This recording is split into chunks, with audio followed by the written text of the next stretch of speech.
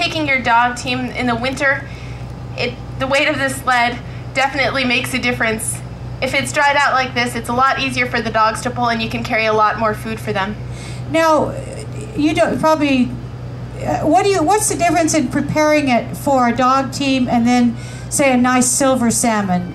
Do you take extra steps? Oh, definitely. Of course, we'd be using better quality salmon for ourselves.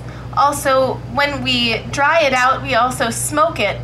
And for ourselves, we like to use cottonwood, or we like to use alderwood actually, and it makes it taste a lot better. But for the dogs, we just use cottonwood or spruce, and that's a little more available to us, and they don't really mind. Yeah, I bet. Now, I see the rack here that's open to the sun and the air, and then the little smoke tent. Right. What's the difference? Well, once we fresh cut a salmon, we don't want to put it directly into the smoke hut because it would drip all over the place. So we like to leave it on the drying rack over there until it's nice and ready to go into the smoke rack. And once we put it in the smokehouse, we rotate it around until it's thoroughly dehydrated. So about how much salmon, say in a good year, would your family put up? How many?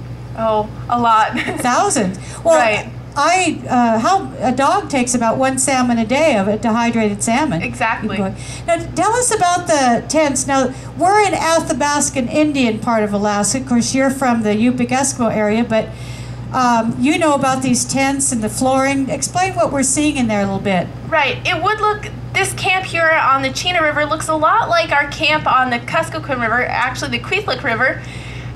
These tents are where we'd stay for the whole summer. And this is not only a good place to get salmon, but this is the time of year when we'd be learning from our elders, learning stories, traditional crafts like beadwork and skin sewing.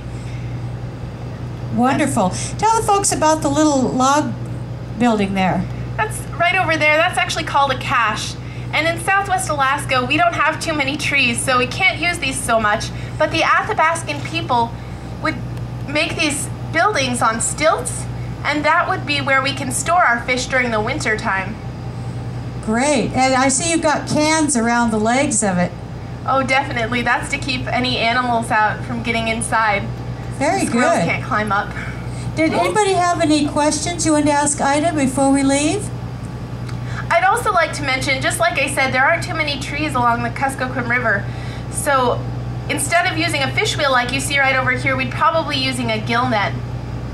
Yeah, so you have the same purpose. You're getting the same fish, but you have a little bit different method depending on what part of Alaska you live in. Even though it's slightly different, the use of a fish camp is a common theme throughout all of Alaska. Pretty much every culture in this state depends on the fish camp.